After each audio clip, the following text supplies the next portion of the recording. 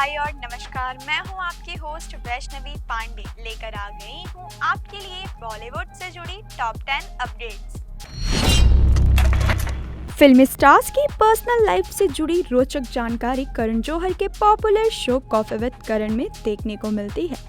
इसके कुल 8 सीजन सफल साबित हो चुके हैं। वहीं बी टाउन के ज्यादातर स्टार्स उनके शो में बतौर मेहमान भी नजर आ चुके हैं। इस शो को देखने वाले जानते हैं कि करण की बातचीत थोड़ी अलग होती है। वो फिल्मी सितारों से उनकी लव लाइफ से लेकर अफेयर से जुड़े सवाल बेबाकी के साथ पूछते हैं और अब इसके नए सीजन पर बड़ा अपडेट सामने आया है। बता दें, करण जौहर 17 अप्रैल को अपनी इंस्टाग्राम पर लाइव आए थे। इस दौरान एक फैन ने उनसे सवाल पूछा कि इसका अगला सीजन कब आएगा, जिसका जवाब देते हुए करण जौहर ने बड़े ही मजाकिया अंदाज में कहा, ये सीजन 8 नहीं है, सीजन 9 है और जल्दी ही आपके डिजिटल डेस्कटॉप पर देखने मिलेगा। करण के इस जवाब ने ही शो लवर्स की एक्साइटमेंट को डबल कर दिया है।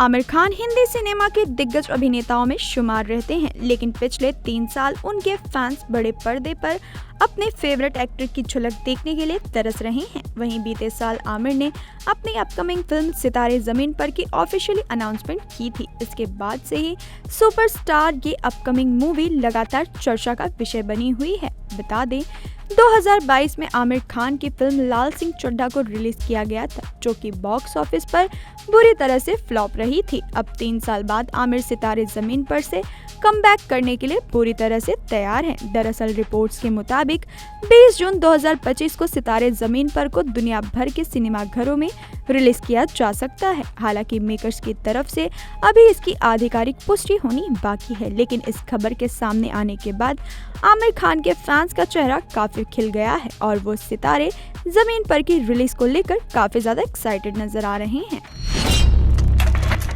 बॉलीवुड एक्ट्रेस अमृता राव ने आरजे अनमोल से शादी करके एक्टिंग से दूरी बना ली। अब वो ब्लॉगर बन चुकी हैं और अपना यूट्यूब चैनल चलाती हैं। वहीं उनकी बहन प्रीतिका राव कुछ टीवी सीरियल्स पे काम कर चुकी हैं।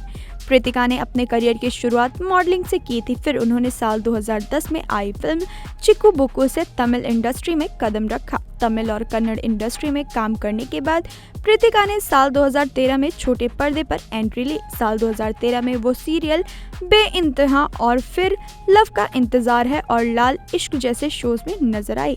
बेइंतहा से प्रीतिका को काफी ज्यादा पहचान मिली। वहीं इस सीरियल में उनका नाम अपने को स्टार हर्षद अरोड़ा के साथ जोड़ा गया। हाल ही में एक यूजर ने हर्षद अरोड़ा के साथ उनके रोमांटिक वीडियो सोशल मीडिया पर शेयर किया, जिसे एक्ट्रेस ने जमकर लताड़ लगाई। इतना ही नहीं, यूजर को सबक सिखाते हुए उन्होंने हर्षद को वुमेनाइजर भी कहा।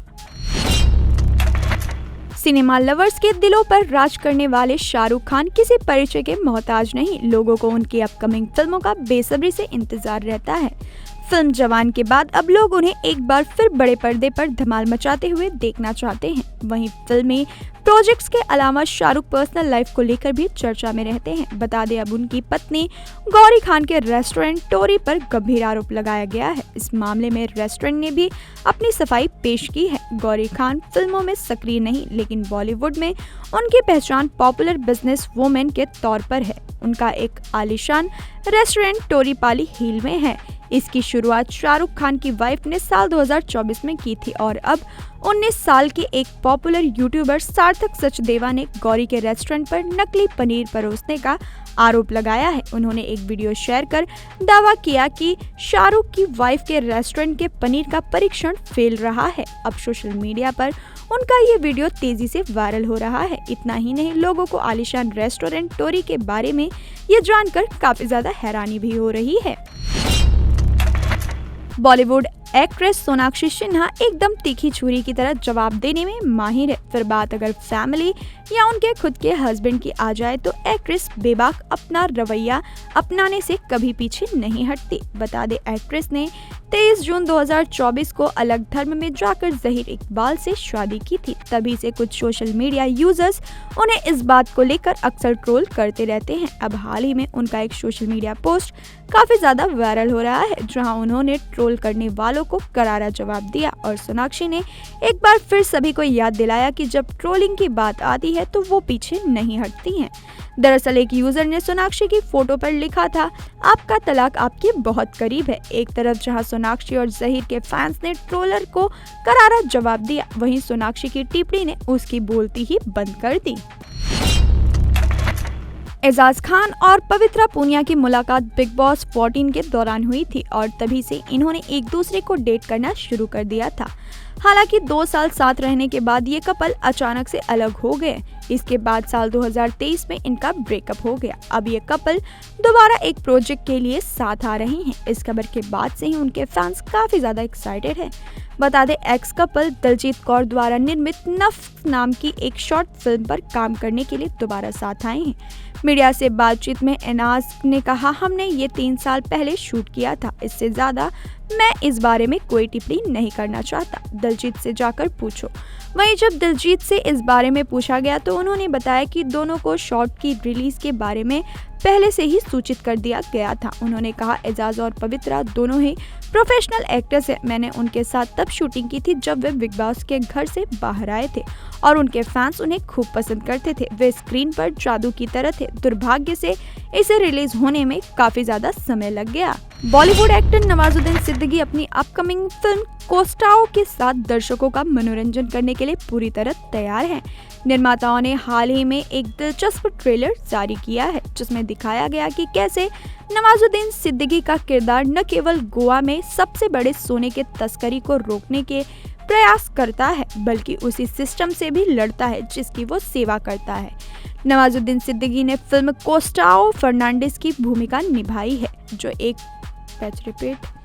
बॉलीवुड एक्टर नवाजुद्दीन सिद्दीकी अपनी अपकमिंग फिल्म कोस्टाओ के साथ दर्शकों का मनोरंजन करने के लिए पूरी तरह तैयार हैं।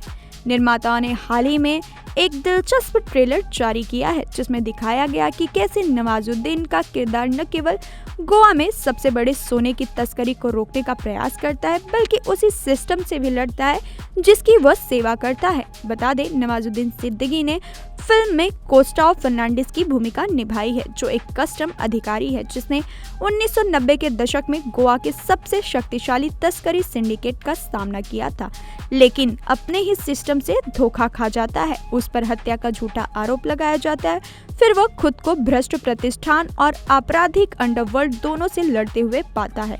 इसके साथ ही वो अपने परिवार की रक्षा करने की भी कोशिश करता है। वहीं ट्रेलर को शेयर करते हुए ZEE5 ने लिखा, एक असली हीरो की कहानी, एक कस्टम ऑफिसर जिसने पूरे क्राइम नेटवर्क को हिला के रख दिया। यह सिर्फ एक लड़ाई नहीं, यह एक बलिदान है, विरासत है। बॉलीवुड एक्ट्रेस उर्वशी रौतेला अक्सर ही अपने अपीयरेंस को लेकर सुर्खियों में रहती हैं। बॉलीवुड की कई फिल्मों में नजर आ चुकी एक्ट्रेस उर्वशी रौतेला ने हाल ही में एक चौंकाने वाला खुलासा किया है जिसमें उर्वशी ने बताया कि उनका मंदिर भी उत्तराखंड में बना है। इतना ही नहीं, ये मंदिर कोई ऐसी वैसी जगह नहीं है बल्कि बद्रीनाथ मंदिर के पास ही बना है। सिद्धार्थ कनन से बातचीत में उर्वशी रौतेला ने कहा, उत्तराखंड में मेरे नाम पर पहले से ही उर्वशी नाम का एक मंदिर है। जब आप बद्रीनाथ मंदिर में दर्शन करने जाते हैं तो उसके ठीक बगल में एक मंदिर होता है जिसका नाम उर्वशी और ये मुझे समर्पित है। मेरी बस यही इच्छा है कि जैसे करीब 1.5 साल के अंतराल में मैंने मेगा स्टार चिरंजीवी के साथ डेब्यू किया, फिर मैंने पवन कल्याण गारू के साथ काम किया, फिर मैंने बाला बाबू के साथ काम किया। अब मेरी बस यही इच्छा है कि अगर उनके भी मंदिर है तो साउथ में भी मेरे फैंस के लिए ऐसा ही कुछ होना चाहिए। बॉलीवुड फिल्मों में हीरो और हीरोइन की उम्र का अंतर सिनेमा की शुरुआत से ही रहा है। 70 से लेकर 2000 के दशक तक भी हीरो और हीरोइन की उम्र के अंतर को लोगों ने नजरअंदाज किया और ऑन स्क्रीन जोड़ियों पर खूब प्यार लुटाया।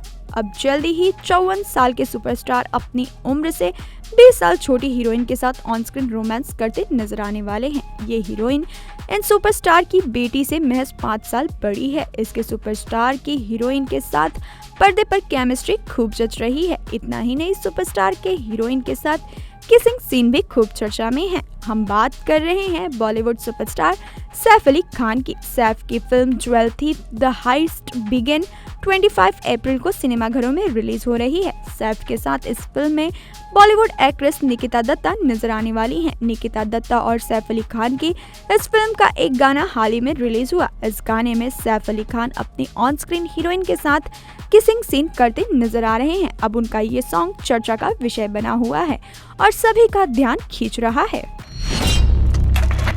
आजकल रानी मुखर्जी बड़े पर्दे पर बहुत कम नजर आती हैं, लेकिन जब भी आती हैं धमाल मचाना तो तय है। साल 2 साल का गैप लेकर फिल्में कर रही हैं और सिनेमाघरों में आकर तबाही मचा रही हैं। वहीं फिल्म 2023 में आई उनकी आजकल रानी मुखर्जी बड़े पर्दे पर बहुत कम नजर आती हैं, लेकिन जब भी आती हैं धमाल मचाना तो तय है। साल 2 साल का गैप लेकर फिल्में कर रही हैं और सिनेमाघरों में आकर तबाही मचा रही हैं। वहीं 2023 में आई film Mrs Chatterjee versus Norway movie करने के बाद अब रानी मर्दानी चैप्टर 3 की तैयारी कर रही हैं। मर्दानी फ्रेंचाइजी की शुरुआत 2014 में प्रदीप सरकार ने की थी। वहीं फिल्म में रानी मुखर्जी ने सीनियर इंस्पेक्टर शिवानी शिवाजी का किरदार निभाया था। इस फिल्म को अच्छा रिव्यू मिला था, साथ ही बॉक्स ऑफिस पर कमाई भी जबरदस्त रही थी। 2019 में इसका दूसरा पार्ट भी आया और इसने बॉक्स ऑफिस पर धमाकेदार कलेक्शन किया। अब मर्दानी चैप्टर 3 आ रही है। बीते फरवरी में फिल्म का प्री प्रोडक्शन शुरू होने के बाद अब इस फिल्म की शूटिंग भी शुरू हो चुकी है। बता दें, मर्दानी में ताहिर राज भसीन खलनायक बने थे। फिर मर्दानी 2 में विशाल जेठवा साइको किलर बने थे। अब मर्दानी 3 का खलनायक कौन होगा, इसको लेकर सस्पेंस बना हुआ है और फैंस काफी ज्यादा एक्साइटेड होकर इंतजार कर रहे हैं। तो ये थे बॉलीवुड से जुड़े टॉप 10 अपडेट्स। बाकी की तमाम खबरों को देखने के लिए जुड़े रहिए DC न्यूज़ इंडिया के साथ।